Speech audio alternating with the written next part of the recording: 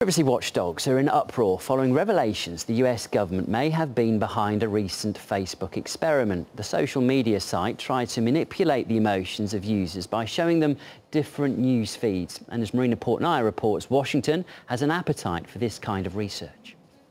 When the world's largest social media platform betrays its users, there's going to be outrage. It was a study to see whether Facebook could influence the emotional state of its users on that news feed. It allowed researchers to manipulate almost 700,000 users' news feeds. Some saw more positive news about their friends, others saw more negative. Well, I'm not surprised. I mean, we're all kind of lab rats in the big Facebook experiment. But it wasn't only Facebook's experiment. Turns out the psychological study was connected to the U.S. government's research on social unrest. This is really kind of creepy. Yeah. And it gets worse. What you may not know is that the U.S. Department of Defense has reportedly spent roughly $20 million conducting studies aimed at learning how to manipulate online behavior in order to influence opinion. The initiative was launched in 2011 by the Pentagon's Defense Advanced Research Projects Agency, otherwise known as DARPA.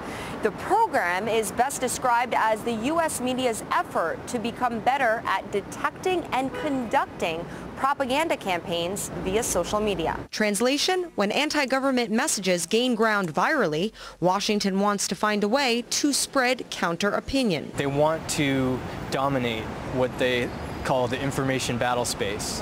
Right. So what they're looking at is developing methods and techniques in order to do that. And it gets very scary from the standpoint of where our rights could be violated and, you know, not knowing whether we're receiving accurate information. Security and privacy researcher Kevin Gallagher says one way the U.S. government can spread misinformation is through fake bots on Twitter. You're followed by a lot of these accounts who haven't really set up their profiles. Apparently, I have a bit of a fake following. Look at this account. It's been tweeting to my colleagues, all of your colleagues, trying to get you guys interested in this link.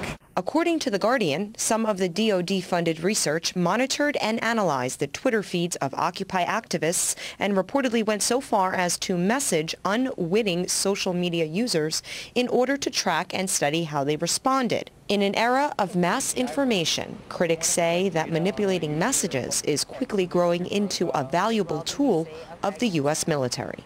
Marina Portnaya, RT, New York.